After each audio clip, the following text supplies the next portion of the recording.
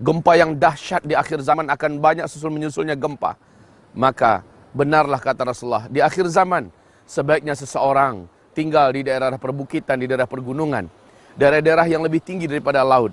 Karena pada hakikatnya di akhir zaman laut akan Allah naikkan airnya dan akan banyak terjadi penenggelaman-penenggelaman. Waktu kita untuk menuju itu sangat dekat. Sebaiknya dari sekarang kita mulai melakukan persiapan yang pantas, persiapan yang wajar, yakni persiapan yang sesuai dengan karakter hadis Nabi SAW.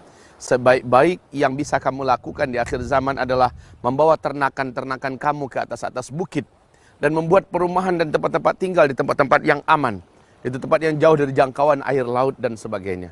Tapi apa yang kita saksikan hari ini? Manusia membuat tempat-tempat wisata dan santai, bahkan membangun tempat-tempat bagikan surga di tepi pantai. Mereka berlomba-lomba membangun hotel dan sebagainya di tepi pantai.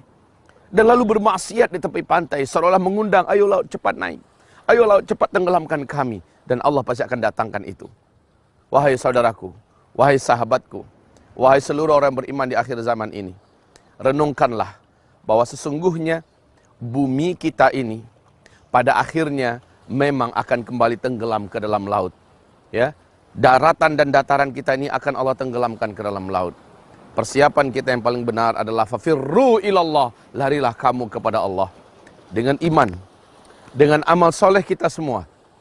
Semoga Allah Subhanahu wa taala, kalaupun takdirkan kita nanti tenggelam, kalau Allah takdirkan kita meninggal di akhir zaman, sebaiknya kita meninggal dalam keadaan imannya sudah kuat dan benar, kemudian amal solehnya banyak.